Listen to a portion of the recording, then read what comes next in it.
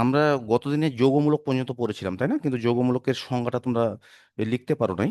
আগে সেই কাজটা করে নি। আর গতকালকে যে বাড়ির কাজগুলো ছিল, করতে পারছো কি? जी सर पूछती। जी सर। সবগুলো হয়েছে, তাই না? এই যে এইটা বাড়ির কাজ ছিল না? जी सर। এটা ছিল বাড়ির কাজ। তো আজকে আমরা, আচ্ছা, একটা সংজ্ঞা তোমাদের বাদ পড়েছে, যৌগমূলক। সেটা না হয় একটু পরে লিখে নিও। তার আগে আমরা পড়বো। আচ্ছা, ওই যৌগমূলক এর সংজ্ঞাটা লেখার জন্য এই 4-5 লাইন লেখার জন্য একটু জায়গা ফাঁকা রেখো, হ্যাঁ? পরে আমি লিখে দিচ্ছি তোমাদেরকে। আজকে আমরা পড়বো রাসায়নিক সংকেত, আমাদের নতুন আলোচনা। রাসায়নিক সংকেত। আগে এটা লিখে নাও, পরে বুঝিয়ে বুঝিয়ে দিচ্ছি তোমাদেরকে। যে মৌল বা যৌগমূলকের প্রতীক বা সংকেত ও তাদের সংখ্যার মাধ্যমে কোনো যৌগ অণুকে প্রকাশ করাকে ওই যৌগের রাসায়নিক সংকেত বলে।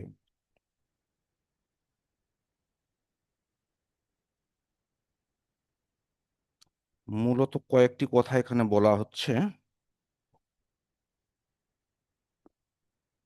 প্রতীক বা সংকেত এবং তাদের সংখ্যার মাধ্যমে কোনো যৌগকে প্রকাশ করার বা প্রকাশ করাকে আমরা কি বলছি? রাসায়নিক সংকেত। পরীক্ষায় ক নম্বরে আসে যে রাসায়নিক সংকেত কাকে বলে?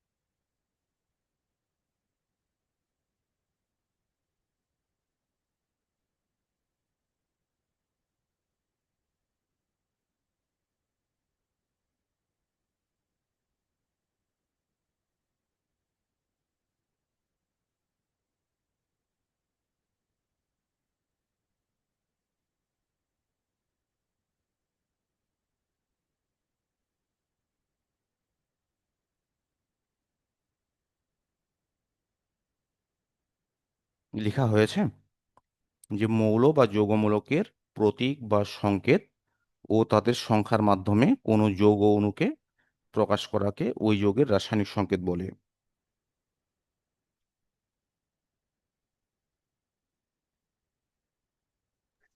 सर लेखा हुई सर। লেখা হয়েছে না? ভাষাগতভাবে এটা পড়তে অনেক কঠিন।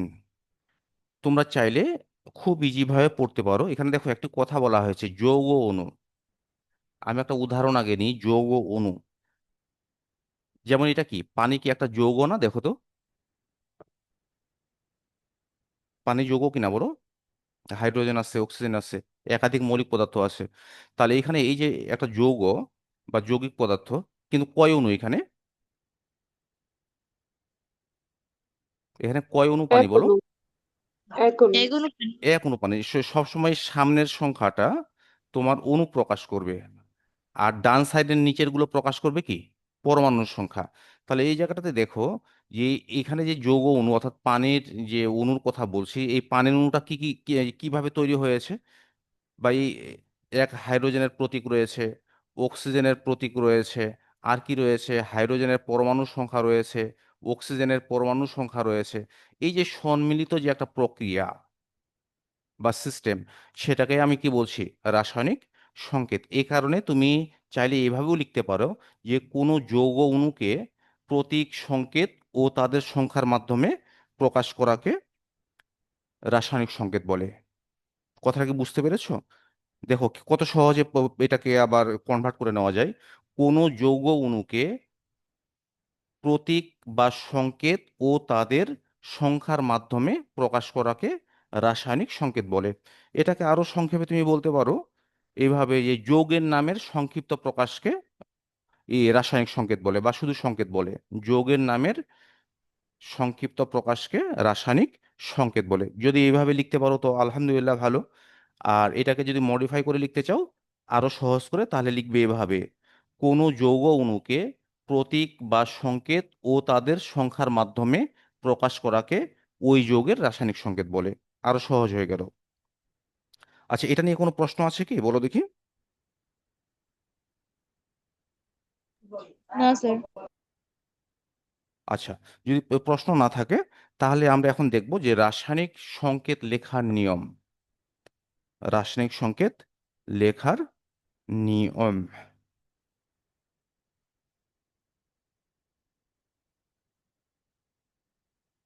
আচ্ছা, আমি শুধু একটা মেসেজ দিয়ে তো কেন ইন হইতে পারতেছে না।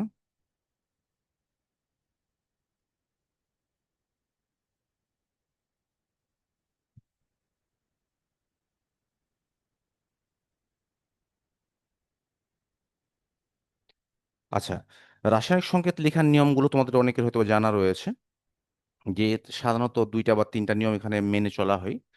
যেমন আমি একটা উদাহরণ দিই।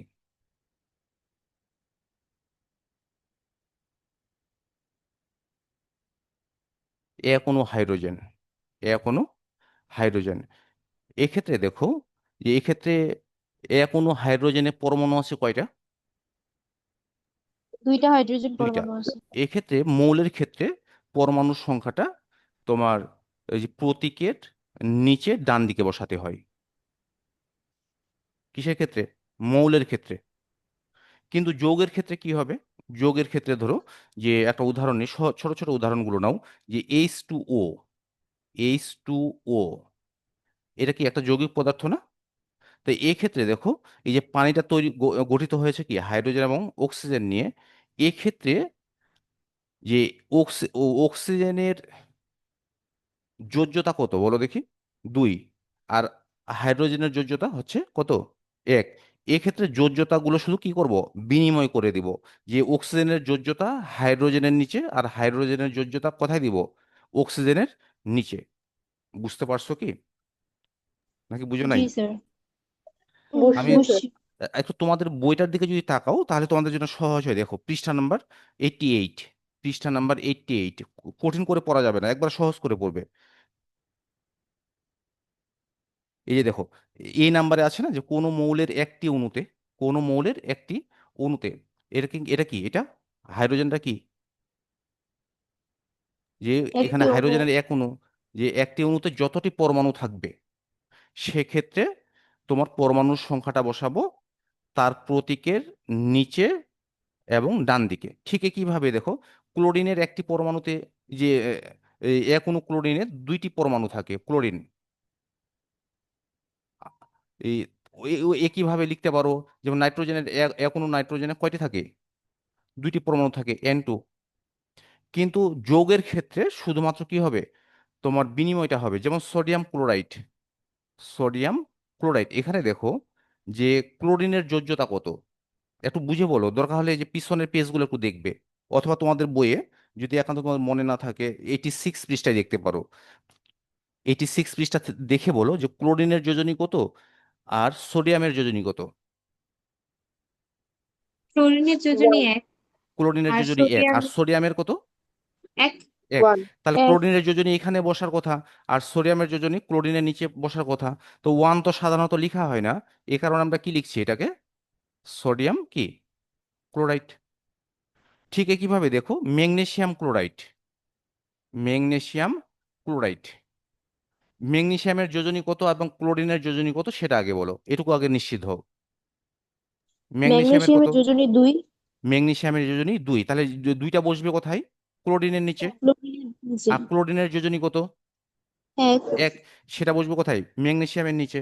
কিন্তু এক তো আর লেখা হয় না। বুঝতে পেরেছো?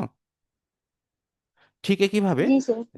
ধরো যে আহ, আমরা যদি যৌগমূলক গুলো যদি বিবেচনা করি, যেমন যে পটাশিয়াম সালফেট, পটাশিয়াম আর সালফেট SO4, তোমরা 86 পৃষ্ঠার দিকে তাকাও, যৌগমূলকের যে এই ছকটা রয়েছে সেটার দিকে তাকাও।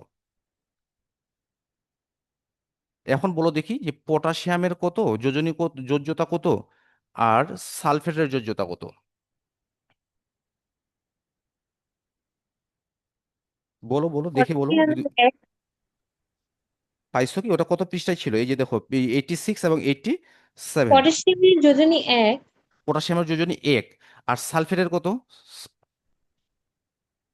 সালফেট কত ছিল বলো?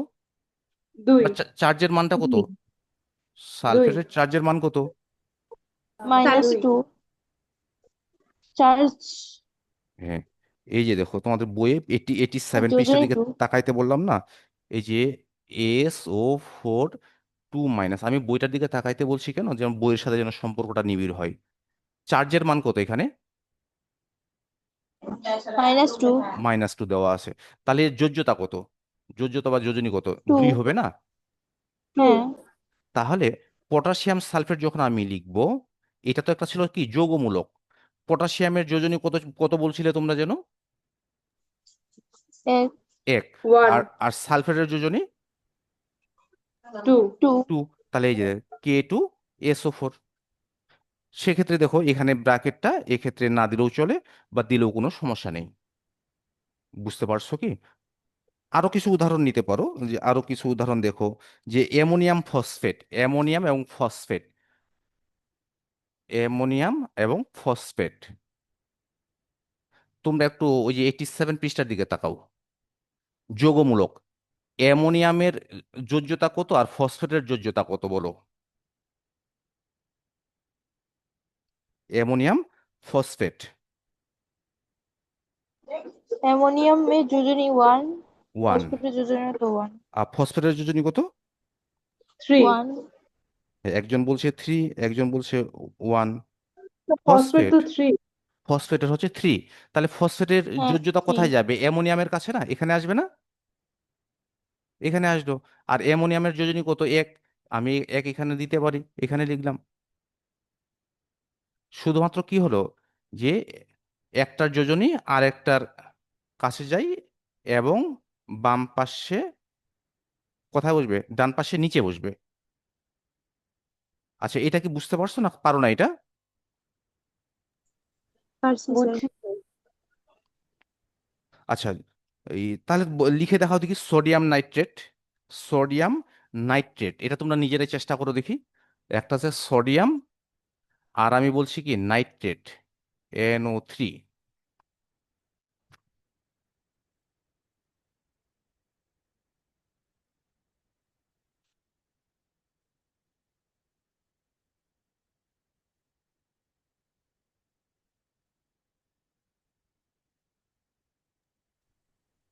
স্যার লিখছি কি লিখেছো?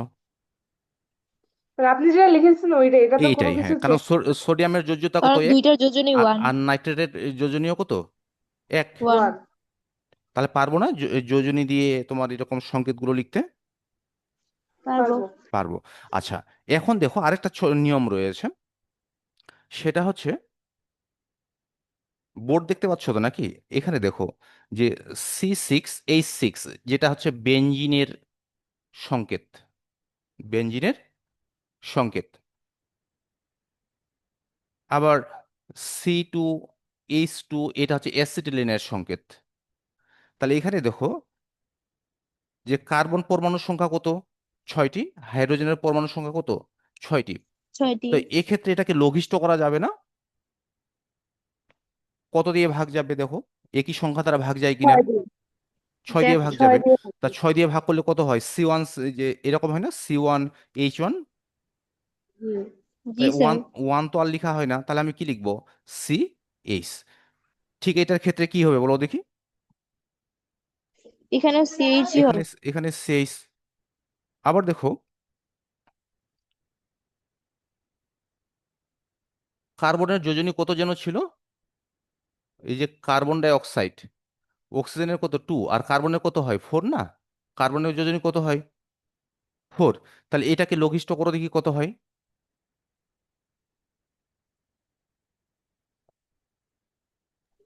CO2 CO2, অর্থাৎ কার্বন ডাই অক্সাইড। তার মানে যদি পরমাণুর সংখ্যাগুলোকে যদি একই সংখ্যা দ্বারা ভাগ করা যায়, তাহলে আমরা ভাগ করে লঘিষ্ঠ করে লিখব। তাহলে এ হলো মোটামুটি কি রাসায়নিক সংকেত লেখার নিয়ম। তোমাদের বইয়ে পৃষ্ঠা নাম্বার যেটা বলছিলাম, কত? 88 পৃষ্ঠা, হ্যাঁ, ABC এভাবে দেওয়া রয়েছে। তা তুমি যদি মূল জিনিসটা যদি বুঝে নাও তাহলে তোমার জন্য লেখা সহজ হবে। এটা মোটামুটি ভাবে খ নাম্বারেও আসতে পারে যে রাসায়নিক সংকেত লিখার নিয়মগুলো লিখো বা নিয়ম লিখো। আবার গ নাম্বারেও এটা আসতে পারে যে রাসায়নিক সংকেত লিখার নিয়ম লিখো, যেহেতু তিনটা পয়েন্ট রয়েছে, তিনটা পয়েন্টের উপরে 3 নাম্বার। খ নাম্বারেও দিতে পারে। তাহলে এটা নিয়ে কোনো প্রশ্ন আছে কি রাসায়নিক সংকেত লিখার নিয়মের ক্ষেত্রে? আছে? না স্যার। না। আমরা আগে আলোচনাগুলো শেষ করে নিই, তাহলে আমাদের অনুশীলনে যেতে সুবিধা হবে। হ্যাঁ। আচ্ছা, এর পরে যে আমাদের আলোচনা সেটা হচ্ছে আণবিক সংকেত। কোন সংকেত? আণবিক সংকেত। এটা লিখার আগে একটু বুঝে নাও, আমি কি এই উদাহরণটা কিছুক্ষণ আগে দিয়েছিলাম। যেমন এই বেঞ্জিনের ক্ষেত্রে C6H6, এটাকে আমি লিখতে পারি কি CH। তাহলে এটা হচ্ছে বেঞ্জিনের আণবিক সংকেত, আর এটা হচ্ছে বেঞ্জিনের কি স্থূল সংকেত। আবার দেখো যে C2H2, এটা এসিটিলিনের আণবিক সংকেত। আবার লঘিষ্ঠ করে লিখলে কি হবে CH। এই তো। তাহলে এখন দেখো, শুধুমাত্র সিএইচ দ্বারা তুমি কি বুঝবে এটা বেনজিন না অ্যাসিটিলিন, বোঝা যায় কি? না। বোঝা যায় না। তাহলে যেটা দ্বারা বোঝা যায় সেটাই হচ্ছে কি আণবিক সংকেত। অর্থাৎ যে সংকেতের মাধ্যমে কোনো যৌগে উপস্থিত মৌলসমূহের পরমাণুর সত্যিকার সংখ্যা জানা যায়, তাকে আমরা কি বলবো আণবিক সংকেত। যেমন বেনজিনের এক অণু বেনজিনে কার্বনের 6টি পরমাণু রয়েছে, অন্যদিকে হাইড্রোজেনের 6টি পরমাণু রয়েছে। ঠিক একইভাবে এক অণু এসিটিলিনে কার্বনের 2টি পরমাণু রয়েছে, হাইড্রোজেনের 2টি পরমাণু রয়েছে। এই সংকেত দ্বারা কি যে যে যৌগটির মধ্যে যে মৌলগুলো রয়েছে এই মৌলগুলোর যে প্রতিটিতে কতটি করে পরমাণু রয়েছে সেটা সঠিক সংখ্যাটা জানা যায়। কিন্তু এইটার দ্বারা কিন্তু জানা যায় না। এই স্থূল সংকেতের দ্বারা কি জানা যায়? জানা যায় না। এই কারণে আমরা লিখেছি যে সংকেতের মাধ্যমে কোনো মৌল বা যৌগের অণুতে, কোনো মৌল বা যৌগের অণুতে বিদ্যমান উপাদান মৌলসমূহের পরমাণুর সত্যিকার সংখ্যা জানা যায় তাকে আণবিক সংকেত বলে। তো একটু তুলে নাও এটা।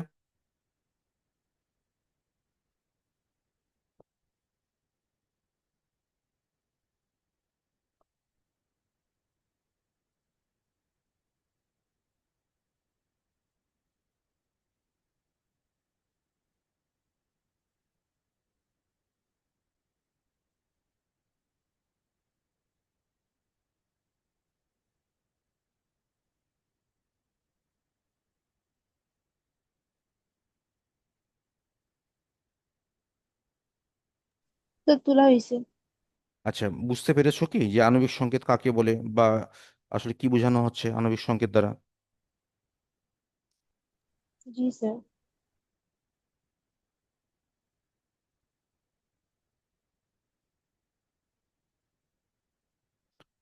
আচ্ছা, যদি এটা লেখা হয়ে থাকে তাহলে আমরা এর পরের অংশতে যাব, গাঠনিক সংকেত। গাঠনিক সংকেত। আচ্ছা, সংজ্ঞাটা লিখো, পরে বুঝিয়ে দিচ্ছি। এখানে সংজ্ঞাগুলো খুব গুরুত্বপূর্ণ নম্বরের জন্য, যে কোনো যৌগের অণুতে তার উপাদানসমূহ পরস্পরের সাথে কিভাবে যুক্ত আছে, অর্থাৎ তার গাঠনিক অবস্থান প্রকাশের জন্য যে সংকেত ব্যবহৃত হয় তাকে ওই বস্তুর গাঠনিক সংকেত বলে। যেমন আমরা উদাহরণ আগে দেখি, যেমন পানির মধ্যে উপাদানগুলো হচ্ছে হাইড্রোজেন আর কি অক্সিজেন। তো পানির মধ্যে হাইড্রোজেন এবং অক্সিজেন কিভাবে একে অপরের সাথে বন্ধনে আবদ্ধ হয়েছে, এটা যেভাবে যে সংকেতের মাধ্যমে দেখানো হবে সেটাই কি গাঠনিক সংকেত। যদি এটা আমরা দেখি তাহলে দেখো যে অক্সিজেনের যোজ্যতা কত এখানে, অক্সিজেনের যোজনী বা যোজ্যতা কত বলো? 2। অন্যদিকে হাইড্রোজেনের কত? 1। তো এই যে আমরা এইভাবে এটাকে এই গাঠনিক সংকেতটাকে এইভাবে প্রকাশ করতে পারি, এইভাবে লিখতে পারো অথবা এইভাবেও লিখতে পারো। দুই পাশে দুইটা হাত দিলে এই যে হাইড্রোজেন। ঠিক একইভাবে ধরো অ্যামোনিয়া, NH3, NH3। তাহলে এখন দেখো নাইট্রোজেনের যোজনী কত সেটা বলো আগে। নাইট্রোজেনের কি পরিবর্তনশীল যোজনী হয় না, 3 এবং কত 5? 5। তাহলে নাইট্রোজেনের যোজনী, তাহলে দেখো নাইট্রোজেনের সাথে হাইড্রোজেন যুক্ত হয়েছে, কিন্তু কয়টা হাইড্রোজেন? তিনটা হাইড্রোজেন। তিনটা। আর হাইড্রোজেনের যোজনী কত? এক। তাহলে নাইট্রোজেনের তিনটা হাত দিয়ে দাও। এই চাইলে এইভাবে দিতে পারো তোমার ইচ্ছা মতো। আর তিনটার সাথে তিনটা হাইড্রোজেন কি হলো? যুক্ত হলো। আর যদি একটু স্টাইলিশ করে লিখতে চাও এভাবে লিখতে পারো, কোনো সমস্যা না।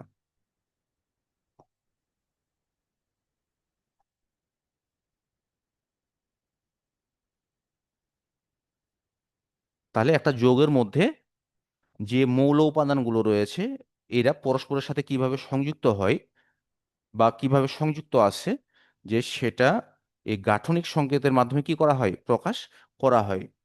ঠিক একইভাবে দেখো, মিথেন, মিথেন CH4, CH4, কার্বনের যোজনী কত জানো? কার্বনের তো পরিবর্তনশীল যোজনী হয়, কি কি বলো? 2 আর 4। 2 4। 2 আর 4। তাহলে এখানে দেখো যে কার্বনের একটি কার্বন পরমাণুর সাথে কয়টি হাইড্রোজেন পরমাণু সংযুক্ত হয়েছে? 4টি হাইড্রোজেন পরমাণু। চারটি। তাহলে আমি কার্বনের যোজনে যেহেতু চার, চারদিকে চারটা হাত দিয়ে দিই, বন্ড দিয়ে দিই, এগুলোকে হাত বলবো না বন্ড বলবো, হ্যাঁ। তাহলে এই চারপাশে চারটা কি হয়ে গেল? যুক্ত হয়ে গেল, চারটা হাইড্রোজেন পরমাণু যুক্ত হয়ে গেল।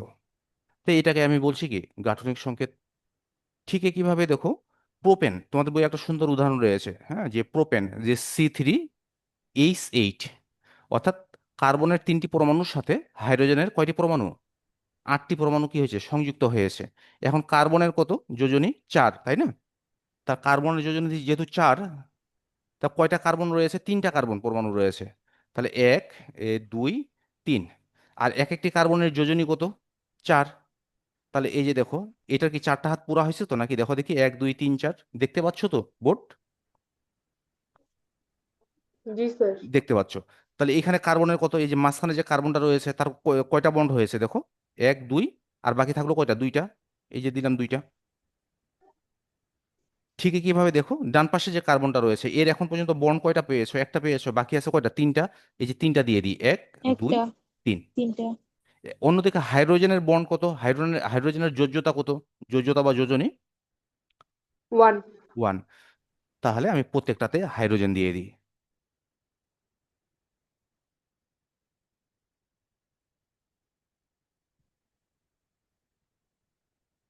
বুঝতে পেরেছো তো নাকি?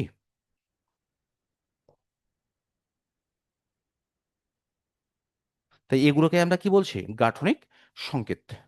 কি বলবো? গাঠনিক সংকেত। সঙ্গে।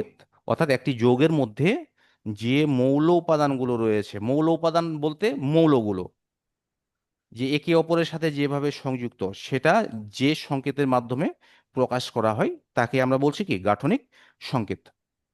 তোমরা কি সংজ্ঞাটা লিখেছো? জি স্যার। জি স্যার। আচ্ছা। পাশাপাশি এখানে যে উদাহরণগুলো দেওয়া হয়েছে এগুলো তুলে নিতে পারো। কি তোলা হয়েছে না তুলবে?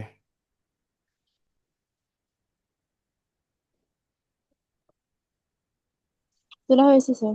আচ্ছা, যদি তোলা হয়ে থাকে তাহলে আমি পেজটা চেঞ্জ করে নিই, হ্যাঁ, আমরা পরের আলোচনা যাই। দুটো নিয়ম, একটা হচ্ছে অষ্টকের নিয়ম আর একটা হচ্ছে কি দুইয়ের নিয়ম। এটা একটা বিশদ আলোচনা আমাদের পরবর্তী লেকচারগুলোতে আসবে, কিন্তু মৌলিক জিনিসগুলো আমাদের জানতে হবে। যে অষ্টকের নিয়মটা কি দেখো, আসলে সরাসরি অষ্টকের নিয়ম বা দুইয়ের নিয়ম বললে আসলে শেষ হয়ে যায় না। মানে আমাদের চ্যাপ্টারের নামটা কি? রাসায়নিক বন্ধন, তাই না? আমাদের মূল টার্গেট হচ্ছে যে রাসায়নিক বন্ধন কেমনে গঠিত হয় বা বন্ধন ঘটনের কারণ কি, মানে এই কারণগুলো জানার জন্য আমাকে এই যে অক্টেট রুল যেটা রয়েছে এবং ডুয়েট রুল রয়েছে এটা আমাদেরকে জানতে হবে আগে। এই কারণে স্বল্প পরিসরে এটা জেনে নেওয়া। তো সংজ্ঞাটা পড়লেই তুমি বুঝতে পারবে। দেখো যে অণু গঠনকালে কোনো মৌল ইলেকট্রন, কোনো মৌল, পড়ার সময়ও সাবধান, অণু গঠনকালে কোনো মৌল, আর যদি সরাসরি পড়ো অণু গঠনকালে কোনো মৌল ইলেকট্রন তাহলে কিন্তু বুঝে আসবে না। অণু গঠনকালে কোনো মৌল ইলেকট্রন গ্রহণ, বর্জন বা শেয়ারের মাধ্যমে তার সর্বশেষ শক্তি স্তরে 8টি ইলেকট্রন পেতে চাই। কয়টি ইলেকট্রন পেতে চাই? 8টি ইলেকট্রন। আর এই 8টি ইলেকট্রন যে পাওয়ার যে একটা তার টেন্ডেন্সি বা রীতি, সেটাকে আমি কি বলছি? অষ্টক নিয়ম। আগে তোমরা সংজ্ঞাটা লিখে নাও, পরে আর একটু বুঝিয়ে দিচ্ছি ডিপলি।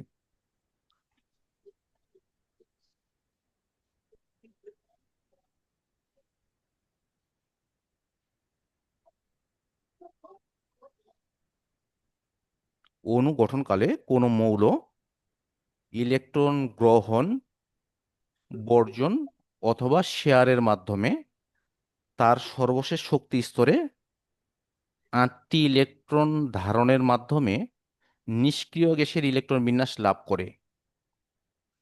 একে অষ্টক নিয়ম বলে।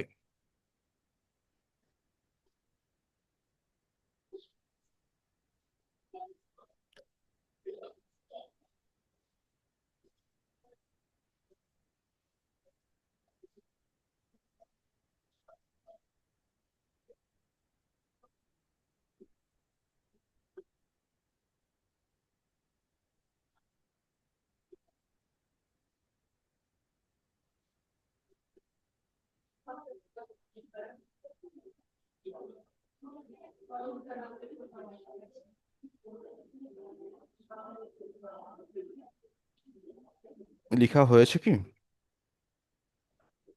জি স্যার। আচ্ছা, এটা আমি একটু পরে বুঝিয়ে দিচ্ছি, তার আগে আমরা একটু চলে যাই হুম। যে নিষ্ক্রিয় গ্যাসটা আমরা একটু পড়ে নিই, তাহলে তোমাদের জন্য বেশি সুবিধা হবে। নিষ্ক্রিয় গ্যাস, নিষ্ক্রিয় গ্যাস কোনগুলো? পর্যায় সারণীর কত নাম্বার গ্রুপের মৌলগুলোকে নিষ্ক্রিয় গ্যাস বলা হয়? 18 নম্বর গ্রুপ। 18 নাম্বার গ্রুপের মৌলগুলো, তাই না? তাই এই 18 নাম্বার গ্রুপের মৌলগুলোর সর্বপ্রথম কি আছে বলো তো? হিলিয়াম, তাই তো? যার পারমাণবিক সংখ্যা কত? 2। হিলিয়ামের পরে কে আছে? পেজ নাম্বার 63, দেখে দেখে বলো প্রয়োজনে। পেজ নিয়ন নাম্বার, আছে। হিলিয়াম, তারপর কি আছে? নিয়ন। নিয়নের কত? হিলিয়ামের পরে নিয়ন আছে। 10 নিয়ন। তারপরে আর্গন হতে পারে। আর্গন কত? 18। আর্গন। ক্রিপ্টন, ক্রিপ্টনের কত? ক্রিপ্টন 36। 36। তারপরে কি আছে? জেনন। জেনন, জেননের কত? 84। আর আছে কি? রেডন। এই জেননের স্যার 54। জেননের হ্যাঁ, জেননের কত? 54, তাই না? 54, আর এটা কত? 86। রেডনের 86। 86। আচ্ছা, আমরা যদি এগুলোর একটু ইলেকট্রন বিন্যাসটা যদি করি, তাহলে দেখো একমাত্র হিলিয়ামের শেষ কক্ষপথে কয়টি ইলেকট্রন রয়েছে? 2টি। সর্বশেষ শক্তি স্তরে 2টি ইলেকট্রন রয়েছে। কিন্তু নিয়ন থেকে শুরু করে রেডন পর্যন্ত যতগুলো নিষ্ক্রিয় গ্যাস রয়েছে, এদের সর্বশেষ শক্তি স্তরে ইলেকট্রন রয়েছে কয়টি? 8টি। 8টি। 8টি। 2 এবং 6 যোগ করলে কত হয়? 8।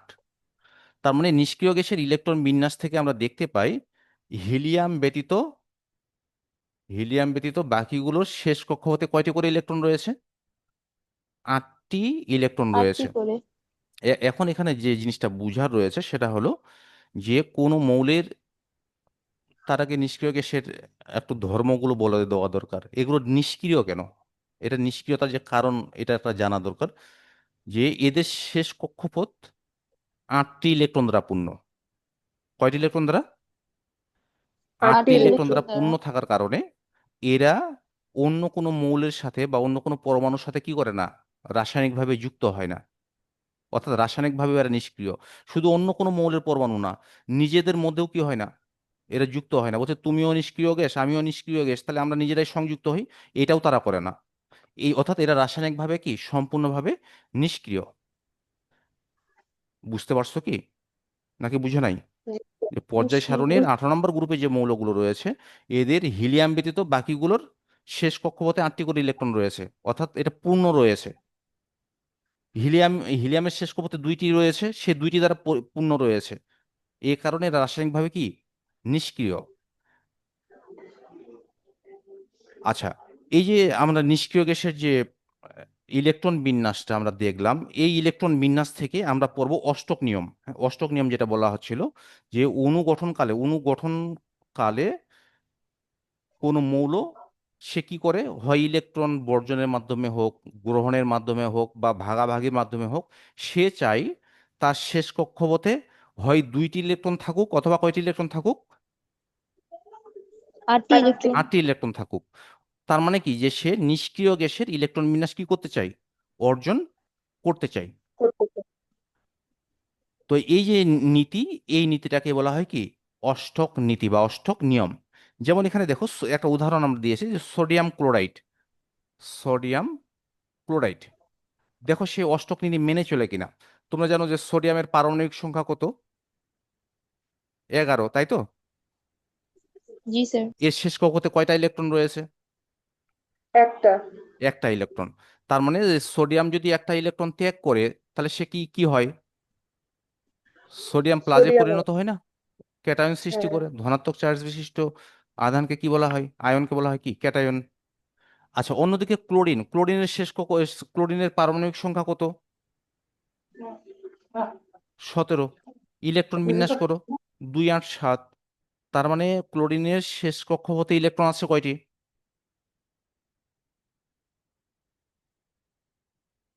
2 8 7 ইলেকট্রনের, এই যে ক্লোরিনের শেষ কক্ষপথে ইলেকট্রন আছে কয়টি বলো? 7টি। 7টি। তাহলে অষ্টক পূরণের জন্য তার কয়টি ইলেকট্রন দরকার? একটি। একটি। একটি ইলেকট্রন দরকার। ওই একটি ইলেকট্রন পাবে কোথা থেকে? ওই যে সোডিয়াম যে একটা ইলেকট্রন ত্যাগ করেছে, তাহলে ক্লোরিন যদি সেই একটি ইলেকট্রন যদি গ্রহণ করে, তাই ইলেকট্রনের সংখ্যা বেশি হয়ে গেল না? বুঝতে পারছেন না পারেন নাই? সোডিয়ামের তো ইলেকট্রন বিন্যাস ছিল কত? 2 8 1। তাহলে অষ্টক পূরণের জন্য তাকে শেষ কক্ষপথের ইলেকট্রনটাকে কি করতে হবে? ছেড়ে দিতে হবে। ছেড়ে বর্জন দিতে হবে, করতে বর্জন হবে। করতে হবে। আর অন্যদিকে ক্লোরিনের ইলেকট্রন বিন্যাস কি ছিল? 2 8 কত 7, তার শেষ কক্ষপথে ইলেকট্রন আছে 7টি। এর দরকার আছে আর কয়টা? একটা। একটা। একটা। তাহলে সে যদি একটা ইলেকট্রন গ্রহণ করে, তার অষ্টক পূরণ হবে না? হবে। তাহলে তাহলে ইলেকট্রন কয়টা হবে? 2 8 8। তাহলে 8 আর 16, 16 আর 2 কত 18। তাহলে কার ইলেকট্রন বিন্যাস অর্জিত হয়েছে? আর্গনের। আর্গনের। আর অন্যদিকে সোডিয়ামের দেখো 2 8 1, তার অষ্টক পূরণের জন্য তাকে একটা ইলেকট্রন কি করতে হবে? ত্যাগ করতে হবে। যদি একটা ইলেকট্রন যদি সে বর্জন করে বা ত্যাগ করে, এর ইলেকট্রন সংখ্যা কত হলো? 2 আর 8 কত 10। তার মানে সে কোন নিষ্ক্রিয় গ্যাসের হিলিয়ামের ইলেকট্রন মতো। বিন্যাস অর্জন করেছে? নিওনের। হিলিয়াম। নিওন। নিয়ন, নিয়ন ভুলবো কিও না, নিয়ন। নিওনই তো বল। তুমি তো নিয়ন বলছো, ও যে হিলিয়াম বলেছে। তাহলে দেখো, মুখ দিয়ে বের হয়ে গেছে। হ্যাঁ, তাহলে দেখো অণু গঠনের সময় যে মৌল কি করে, যে হয় ইলেকট্রন গ্রহণের মাধ্যমে হোক বা বর্জনের মাধ্যমে হোক বা শেয়ারের মাধ্যমে হোক, তার চাহিদা থাকে কি সেজন্য নিষ্ক্রিয় গ্যাসের ইলেকট্রন বিন্যাসটা কি করে, অর্জন করে। আচ্ছা, নিষ্ক্রিয় গ্যাসের ইলেকট্রন বিন্যাস অর্জন করে সে কি করতে চায়, কি করতে চায়? সে নিষ্ক্রিয় গ্যাসের ইলেকট্রন বিন্যাসটা অর্জন করে সে কি হতে চায়? সে চায় স্থিতি হতে চাই। অধিক স্থিতিশীল হতে চায়, অধিক স্থিতিশীল হতে চায়। তো এই যে দেখো, যে এই নিয়মটা যে এই দেখো, গ্রহণ বর্জন বা শেয়ারের মাধ্যমে তার শেষ কক্ষপথে সে 8টি ইলেকট্রন যে পাওয়ার যে নীতি, সেটাকে কি বলছি আমরা? কি অষ্টক নীতি। বুঝতে পারছেন না পারেন নাই? ঠিক একইভাবে দেখো কার্বন ডাই অক্সাইড। তাহলে এই দেখো সোডিয়াম ক্লোরাইডের মধ্যে কি হয়েছে? ইলেকট্রন গ্রহণ বা বর্জনের মাধ্যমে অষ্টক নীতি মানা হয়েছে। আচ্ছা, কার্বন ডাই অক্সাইডের ক্ষেত্রে কি হয়েছিল দেখো। কার্বন ডাই অক্সাইড সে কি ইলেকট্রন গ্রহণ বা বর্জন করছে নাকি শেয়ার করছে, এটা একটু দেখে নাও। কার্বনের পারমাণবিক সংখ্যা কত বলো? কার্বনের পারমাণবিক সংখ্যা কত? 6। 6। 6। তার মানে প্রথম কক্ষপথে 2টা, আর দ্বিতীয় কক্ষপথে কয়টা? 4টা। 4টা। 4টা। 4টা, 1 2 3 4। তাহলে অষ্টক পূরণের জন্য এর দরকার কত? 2। আরো 4টা ইলেকট্রন। আরো 4টা দরকার। অন্যদিকে অক্সিজেনের পারমাণবিক সংখ্যা কত? 6 না 8? জি স্যার। কত অক্সিজেন 8। পারমাণবিক সংখ্যা? 8। 8। 8। তাহলে প্রথম কক্ষপথে কয়টা? 2টা। 2টা। আর দ্বিতীয় কক্ষপথে? 6টা। 6টা। 6টা। তাহলে দেখো যে কার্বন আর অক্সিজেনের মধ্যে দেখো ইলেকট্রন শেয়ারের মাধ্যমে দেখো অষ্টক নিয়মটা মেনে চলে কিনা। অক্সিজেন আছে কয়টা? 2টা। অক্সিজেন আছে 2টা। আমি একটা মিশিয়ে দিই। অক্সিজেন আছে 2টা। তাহলে অক্সিজেন এই তো, তার প্রথম কক্ষপথে আছে কয়টা? দুইটা। দুইটা। আর দ্বিতীয় কক্ষপথে কয়টা আছে? ছয়টা। ছয়টা। দুই আর দুই চার, পাঁচ। এখানে একটা দিয়ে দিলাম, ছয়। এখানে একটা অক্সিজেন না ওই পাশে। প্রথম কক্ষপথে কয়টা? দুইটা। আর দ্বিতীয় কক্ষপথে কয়টা থাকবে? ছয়টা। তাহলে এই দুই আর দুই চার, পাঁচ। আর এখানে একটা দিয়েছি, ছয়টা। তাহলে এখন দেখো, অক্সিজেনের শেষ কক্ষপথে ইলেকট্রন কয়টা হয়েছে কার্বনের সাথে ভাগাভাগি করার পর? সাতটা। সাতটা। তাহলে একটা কোথায় গেল? তাহলে এই আটটা করার জন্য কি করবেন বলেন, এই দুটোকে কাজে লাগাও। এই দুটোকে একটু কাজে লাগিয়ে দাও, এখানে না দিয়ে কোথায় দেওয়া যায়? যদি এখানে একটু, তোমার মধ্যে একটু বুঝতে সমস্যা হচ্ছে তোমাদের, দ্বারাও এটাকে, এই যে ইলেকট্রনটা আছে না, এটা এখানে না দিয়ে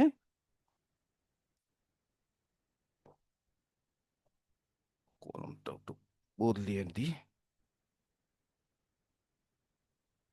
এখানে দেওয়া যায় না, দেখো দেখি। আর এখানকার একটা ইলেকট্রন এখানে দিয়ে দিই। আর এই ব্যাটার যে ইলেকট্রনটা রয়েছে সেটা ওইখানে না দিয়ে, আচ্ছা এইখানে না দিয়ে, ইলেকট্রনটা তো এখানে ছিল, এখানে না দিয়ে তুমি এই জায়গায় দাও। আর এটা এইখান থেকে সরিয়ে তুমি এই জায়গায় দাও।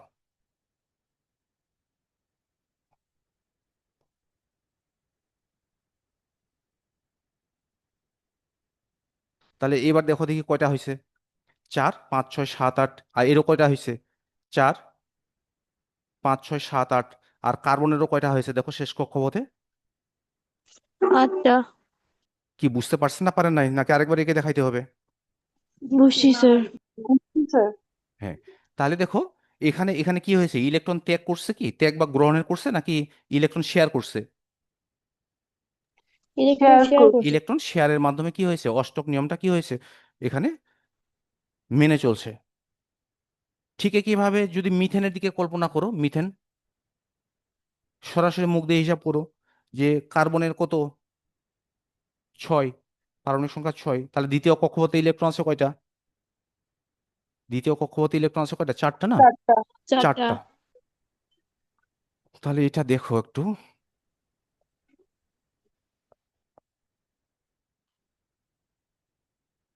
কার্বন প্রথম কক্ষপথে দুইটা, আর দ্বিতীয় কক্ষপথে চারটা, এক, দুই, তিন, চার। কার্বনের সাথে যুক্ত হয়েছে কয়টা? চারটা হাইড্রোজেন পরমাণু, এই তো। হাইড্রোজেনের পারমাণবিক সংখ্যা কত? এক। তার মানে এর শেষ কক্ষপথে কয়টা ইলেকট্রন রয়েছে? একটাই রয়েছে।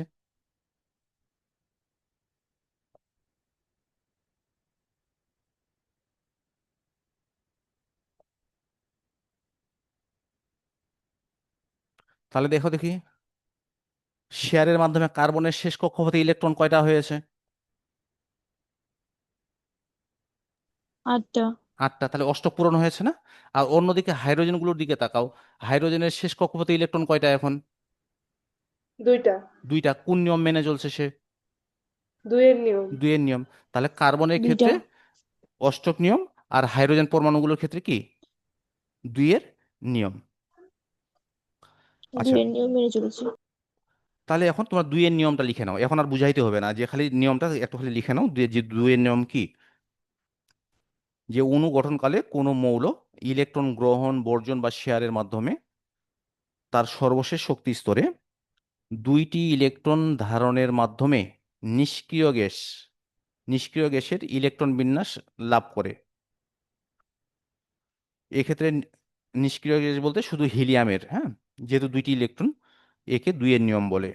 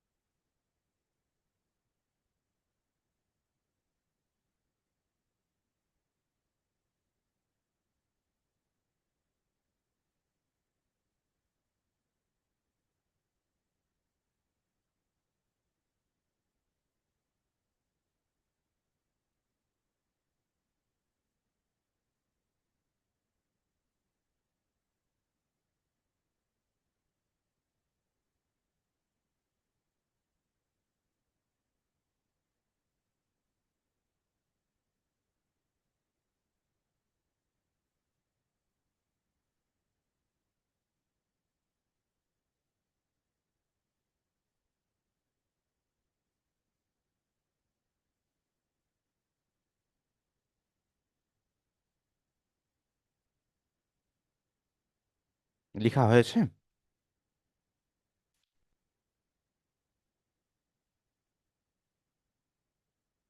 অণু গঠনকালে কোনো মৌল ইলেকট্রন গ্রহণ, বর্জন বা শেয়ারের মাধ্যমে তার সর্বশেষ শক্তি স্তরে দুইটি ইলেকট্রন ধারণের মাধ্যমে নিষ্ক্রিয় গ্যাসের ইলেকট্রন বিন্যাস লাভ করে।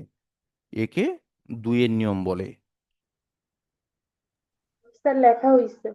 আচ্ছা, তাহলে এই উদাহরণগুলো নিজেরাই এত পরীক্ষা করে নিতে পারবে না, যেমন হাইড্রোজেন অণুর ক্ষেত্রে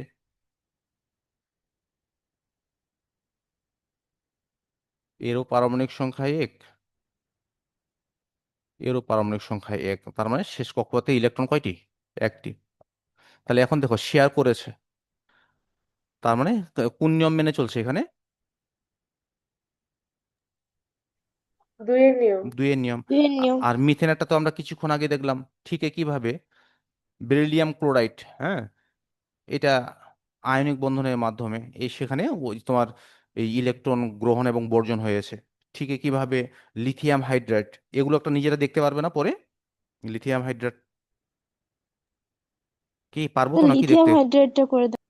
তা সহজ, দেখো লিথিয়ামের পারমাণবিক সংখ্যা কত? 3 না? হুম। 1s2 2s1। আর হাইড্রোজেনের কত? ওয়ান। 1s1। তার মানে লিথিয়ামের ক্ষেত্রে আহ, শেষ কক্ষপথে ইলেকট্রন কয়টি? আমি শুধু শেষ কক্ষপথটা একটি। নিচ্ছি, হ্যাঁ, শুধু শেষ কক্ষপথটা কিন্তু নিচ্ছি। একটি। আচ্ছা, একটা। যদি যদি সবগুলোই কক্ষপথ নিতে চাও তাহলে এইভাবে নিতে হবে। এর শেষ কক্ষপথে ইলেকট্রন কয়টা? একটা। একটা। আচ্ছা, আর অন্যদিকে হাইড্রোজেন, হাইড্রোজেনের শেষ কক্ষপথে ইলেকট্রন কয়টা? একটা। একটা। একটা। তাহলে দেখো লিথিয়ামের শেষ কক্ষপথে ইলেকট্রন কয়টা হয়েছে এখন শেয়ারের মাধ্যমে? দুইটা। হাইড্রোজেনেরও হয়েছে কয়টা? দুইটা। দুইটা। তার দুইয়ের নিয়ম মেনে চলেছে।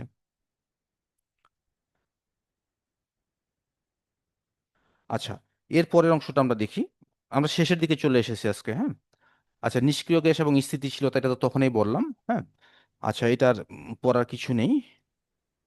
এখন আমরা পড়বো স্যার ওই যে রাসা। সরি, কিছু বলবে? একটা কোশ্চেন ছিল, হ্যাঁ, বলো। ওই যে অনেকগুলো কোশ্চেন দেখলাম এরকম আছে যে অষ্টক এবং দুই এই দুটো নিয়মের মধ্যে কোনটা বেশি আহ মানে কোনটা বেশি কার্যকরী বা কোনটা বেশি, মানে এরকম টাইপের যে কোশ্চেন গুলো, এটার ক্ষেত্রে কোনটা লিখবো হ্যাঁ, যে কোনটা মূলত বেশি কার্যকরী? হ্যাঁ ঠিক আছে, মানে এই যেসব মৌলের পারমাণবিক সংখ্যা কম, অর্থাৎ যে মৌলগুলো বা যে মৌলগুলোর অর্থাৎ যে পরমাণুগুলো তোমার হালকা, যেমন যাদের পারমাণবিক সংখ্যা 1 2 3, এরা সাধারণত তোমার দুইয়ের নিয়মটা মেনে চলে। কিসের নিয়ম? দুইয়ের নিয়ম। দুইয়ের নিয়ম। আর বাকিগুলো অষ্টকের নিয়ম মেনে চলে। বুঝতে পারছো কি? ওই যে সেটা হাইড্রোজেন, তো হাইড্রোজেন, হিলিয়াম আর লিথিয়াম, এই তিনটাই শুধুমাত্র কি তোমার দুইয়ের নিয়ম মেনে চলে, আর বাকিগুলো সব অষ্টক নিয়ম মেনে চলে। আর পর্যায় সারণীতে 1 থেকে 20-এর মধ্যে যে মৌলগুলো রয়েছে, এই মৌলগুলোর বেশিরভাগটাই দুইয়েরও নিয়ম মানে, আবার অষ্টকের নিয়মও মানে। আর মোট কথা কি, মোট কথা হচ্ছে সে দুইয়ের নিয়ম হোক বা অষ্টকের নিয়ম হোক, যেটাই হোক না কেন, এই দুই নিয়মের যে কোনো একটিতে একটি মেনে চলে সেই স্থিতিশীল হতে চাই। এই এই জিনিসটা আমাদেরকে মাথায় রাখতে হবে, যেটা আরো কি একটা গভীর পর আমাদের সামনের দিকে আসতেছে। এই যে এই কথাগুলো আবার ফিরে আসবে কোথায় জানো? রাসায়নিক বন্ধনে। রাসায়নিক বন্ধন, এটা আগে লিখে নাও দেখি। এটা যে রাসায়নিক বন্ধন কি পরীক্ষায় আসে ক নাম্বারে?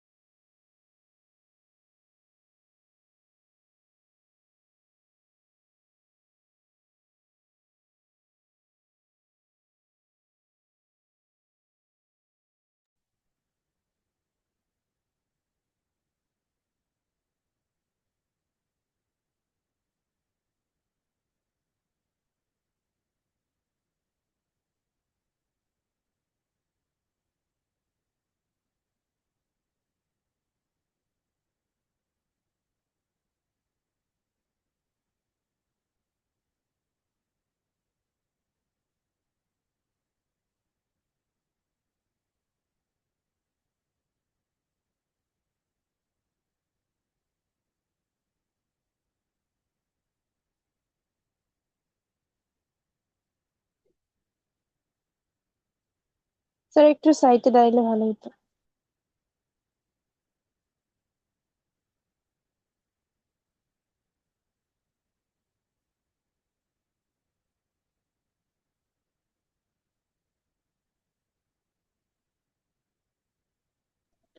স্যার হয়েছে।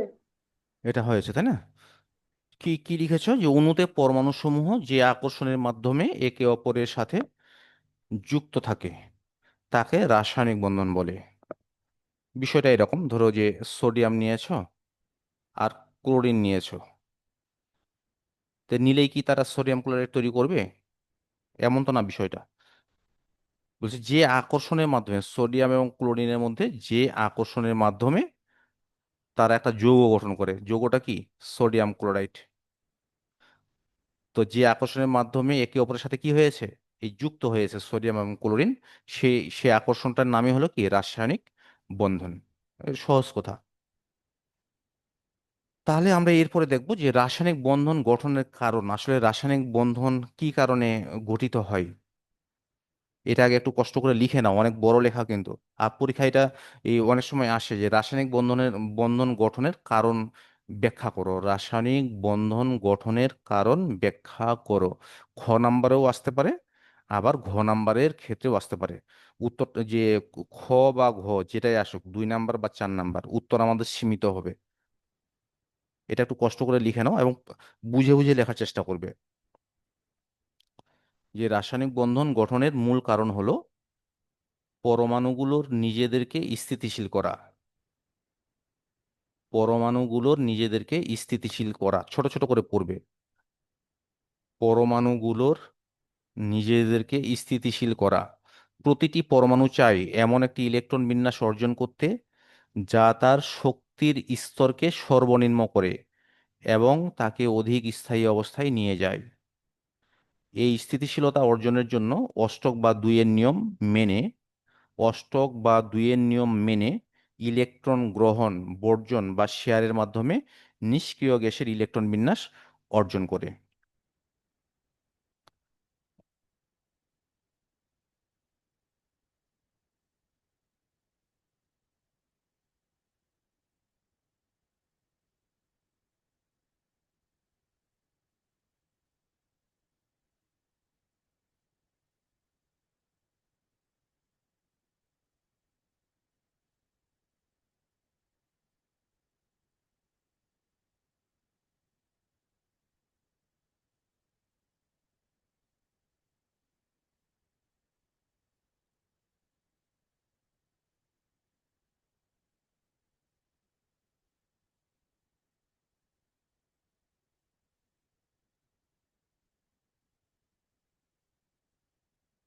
রাসায়নিক বন্ধন গঠনের মূল কারণ কি? পরমাণুগুলোর নিজেদেরকে স্থিতিশীল করা। আর বাকি কথাগুলো অষ্টক এবং দুইয়ের কথা উল্লেখ করে লিখবে।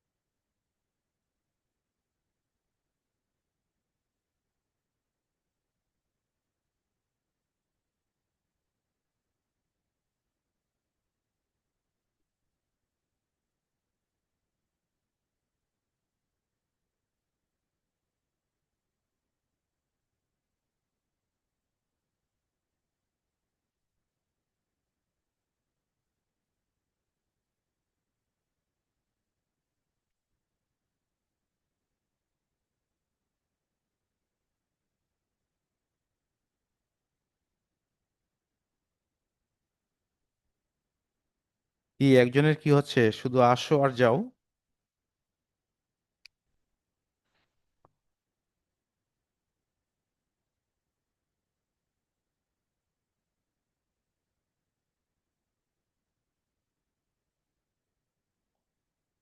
লিখা হয়ে থাকলে জানায়ও।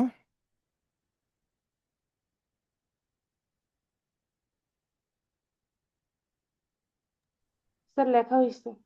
আচ্ছা, যদি লিখা হয়ে থাকে একটু 2 মিনিট ধরে একটু মনোযোগ সহকারে পড়ো তো, দেখো বুঝে উঠতে পারো কিনা। এটা আমি বুঝাইতে যাচ্ছি না, যেন তোমরা পড়ে পড়ে বুঝে নাও।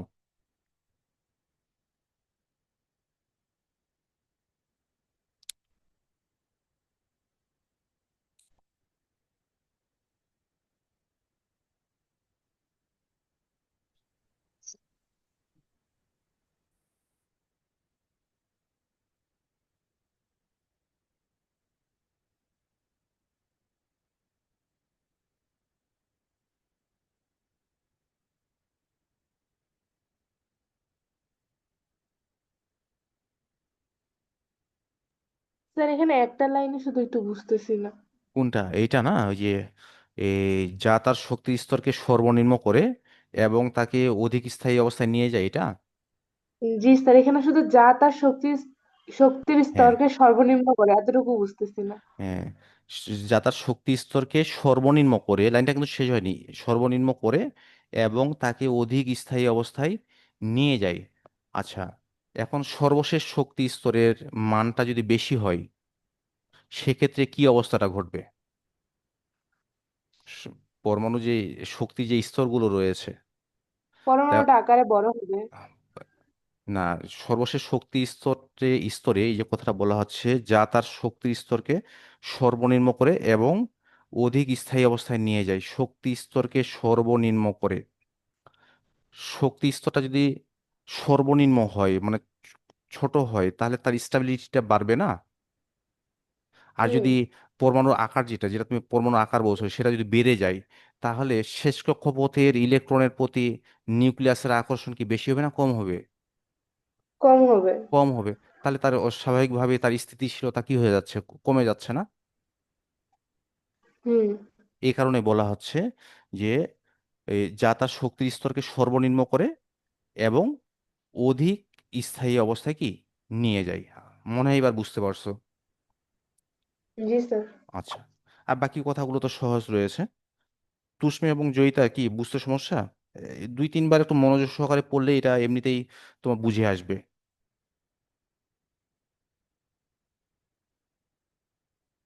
জয়িতার কি শুনতে পাও নাকি পাও না? ও, তোমার কি নেটের সমস্যা মনে হয়, না শুনতে পাচ্ছ না? আচ্ছা, এরপরে দেখি, এরপরে মনে হয় হ্যাঁ, আর দুটো সংজ্ঞা আমরা পড়বো আগামীকালকের জন্য। আগামীকালের জন্য, আগামীকালকে যে আমাদের যে বন্ধনগুলো যে পড়বো, 3 ধরনের রাসায়নিক বন্ধন, হ্যাঁ। আয়নিক বন্ধন, সমযোজী বন্ধন, আর একটা কি ধাতব বন্ধন। এই বন্ধনগুলো পড়ার জন্য আমাদের কিছু কিছু কথা আগে থেকে একটু জেনে নিতে হবে। যেমন ক্যাটায়ন, অ্যানায়ন, নামগুলো শুনেছো এগুলো? ক্যাটায়ন কি? ওই যে যেমন কিছুক্ষণ আগে বললাম যে সোডিয়াম যদি একটি ইলেকট্রন যদি ত্যাগ করে, একটা ইলেকট্রন যদি ত্যাগ বা বর্জন করে, তাহলে কি হয়? সোডিয়াম প্লাজে পরিণত হয় না? স্বাভাবিকভাবে যে কোনো পরমাণু কি চার্জ নিরপেক্ষ। যে কোনো পরমাণু হলো চার্জ নিরপেক্ষ। চার্জ নিরপেক্ষ মানে কি? যতটি প্রোটন রয়েছে ঠিক ততটি কি রয়েছে, ইলেকট্রন রয়েছে। তার মানে একটা পরমাণুতে প্রোটনের সমান সংখ্যক যখন ইলেকট্রন থাকবে, তখন ওই পরমাণুটিকে আমরা কি বলছি, চার্জ নিরপেক্ষ বা আধান নিরপেক্ষ বা বিদ্যুৎ নিরপেক্ষ। তাহলে এখানে দেখো, সোডিয়ামের শেষ কক্ষপথে সোডিয়ামের ইলেকট্রন বিন্যাস কত, 2-8-1। তাহলে অষ্টক পূরণের জন্য তাকে তো একটা ইলেকট্রন বর্জন করতে হবে, তাই না? তাহলে একটা ইলেকট্রন সে এরকম বাদ দিয়ে দিল। তবে যদি বাদ দিয়ে দেয়, তাহলে তার ইলেকট্রন সংখ্যা হলো কত, 10টি। ইলেকট্রনের সংখ্যা হলো 10টি। আর অন্যদিকে প্রোটনের সংখ্যা কয়টি থাকলো, 11টি থেকে গেল না? প্রোটন তো আর চেঞ্জ হচ্ছে না। তার মানে কি, তার ধনাত্মক চার্জের মানটা বেশি নাকি ঋণাত্মক চার্জের মানটা বেশি?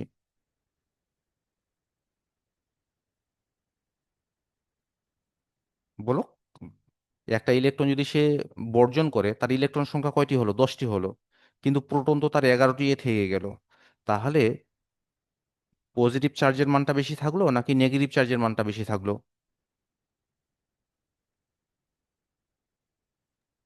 স্যার বুঝিনি। সোডিয়ামের পারমাণবিক সংখ্যা কত? 11। 11। এটার অর্থ কি? তার পরমাণুটাতে 11টা ইলেকট্রন আছে, 11টা প্রোটন আছে। 11টা ইলেকট্রন আছে, 11টা প্রোটন রয়েছে। এই অবস্থায় সোডিয়াম হচ্ছে চার্জ নিরপেক্ষ। এখন অষ্টক পূরণের জন্য ধরো তার তার শেষ কক্ষপথে ইলেকট্রন আছে কত? ইলেকট্রন বিন্যাস করো, 2 8 1 না? তার শেষ হ্যাঁ, কক্ষপথে ইলেকট্রন কয়টা আছে? একটা রয়েছে। একটা। তার মানে অষ্টক পূরণের জন্য তাকে একটা ইলেকট্রন কি করতে হবে? বর্জন করতে হবে, এই তো? হুম। তাহলে যদি একটা ইলেকট্রন সে যদি বর্জন করে বা কাউকে দিয়ে দেয়, তাহলে তার ইলেকট্রন সংখ্যা কত হলো? 10টা। 10টা। আর প্রোটন কয়টা থাকলো? 11টা। 11টা। তাহলে প্রোটনের চার্জের মানটা বেশি নাকি ইলেকট্রনের চার্জের মানটা বেশি? প্রোটনের। প্রোটনের চার্জের মানটা বেশি। তখন আমি লিখছি কি, এই সোডিয়াম প্লাস সোডিয়াম একটা ইলেকট্রন সে দান করেছে, তাহলে তখন সেটা হয়ে গেল কি সোডিয়াম প্লাস। মানে এই অবস্থায় সোডিয়াম পজিটিভ চার্জ যুক্ত হয়েছে। এটাকে আমি বলছি কি ক্যাটায়ন। এটাকে কি বলছি? ক্যাটায়ন। ক্যাটায়ন। তার মানে পজিটিভ চার্জ বিশিষ্ট আয়নকে বলা হয় ক্যাটায়ন। ঠিক কিভাবে? ক্লোরিনের ক্ষেত্রে যদি বিবেচনা করো, ছোট ছোট উদাহরণ। ক্লোরিন এর পারমাণবিক সংখ্যা কত? 17 না? যদি ইলেকট্রন বিন্যাস করো তাহলে কত হয়? 2। প্রথম কক্ষ শক্তি স্তরে 2টা, দ্বিতীয় শক্তি স্তরে কয়টা? 8টা। আর তৃতীয় শক্তি স্তরে কয়টা আছে? 7টা, তাই না? তাহলে অষ্টক পূরণের জন্য একে কয়টা ইলেকট্রন গ্রহণ করতে হবে? একটা। একটা। তাহলে ক্লোরিন যদি একটি ইলেকট্রন যদি গ্রহণ করে, তাহলে তার ইলেকট্রনের সংখ্যাটা কত হবে? 18টা। 18টা। আর প্রোটন কয়টা আছে? 17টা। 17টা। তাহলে এই যে ইলেকট্রনের চার্জের মানটা বেশি হলো নাকি প্রোটনের চার্জের মানটা বেশি হলো? ইলেকট্রনের। ইলেকট্রন, কারণ ইলেকট্রন বেশি রয়েছে। তখন আমি সেটাকে লিখছি কি, যে ক্লোরিন যখন একটা ইলেকট্রন গ্রহণ করলো, তখন এটাকে লেখা হয় ক্লোরিন মাইনাস। তার মানে কি নেগেটিভ চার্জ যুক্ত হয়ে গেল। ইলেকট্রন বেশি হওয়ার কারণে সে নেগেটিভ চার্জ যুক্ত হলো। এই নেগেটিভ চার্জ যুক্ত আয়নকে বলছি আমরা কি? অ্যানায়ন। নেগেটিভ চার্জ যুক্ত আয়নকে বলছি কি? অ্যানায়ন। তাহলে পজিটিভ চার্জ চার্জ বিশিষ্ট আয়নকে বলছি ক্যাটায়ন, আর নেগেটিভ চার্জ বিশিষ্ট আয়নকে বলছি কি? অ্যানায়ন। জয়িতা, কি আমার কথা শুনতে পাচ্ছ? স্যার আমার নেটের অনেক প্রবলেম ছিল, হ্যাঁ, যে নেটের সমস্যা। ক্লাসে ঢুকতে তোমরা দেরি হয়ে যাচ্ছে। বিটিসিএল লাগাও, বিটিসিএল। আর তুষ্মি, কি আমার কথা শুনতে পাচ্ছ? জি স্যার। আচ্ছা। তো এই যেটা এখন আলোচনা হলো, কোনো সমস্যা বুঝতে? না স্যার। তাহলে লেখা হয়েছে ক্যাটায়ন এবং অ্যানায়ন। জি স্যার। আচ্ছা, মনে হয় আজকে আর আলোচনা নেই। আলোচনা আজকে নেই, আগামী দিনে আমরা পড়ব বিভিন্ন ধরনের বন্ধন নিয়ে। আগামীকালকে পড়াটা অনেক গুরুত্বপূর্ণ। তার আগে তোমরা এগুলো একটু রিভাইজ করে নাও, ঠিক আছে? আচ্ছা স্যার। তো ঠিক আছে স্যার আজকে। আমাকে একটু লিঙ্ক দিয়েন, আমাদের ক্লাসটা করতে পারলাম না শেষের দিকে। আচ্ছা, লিঙ্ক দিয়ে দিব, সমস্যা নেই। ওই টেনশনের কোনো কারণ নাই, লিঙ্ক পেয়ে যাবে, হ্যাঁ। তো ঠিক আছে, আজকে এই পর্যন্ত। ধন্যবাদ সবাইকে। আসসালামু আলাইকুম স্যার। ওয়ালাইকুম আসসালাম। জয়িতা, একটু থাকো।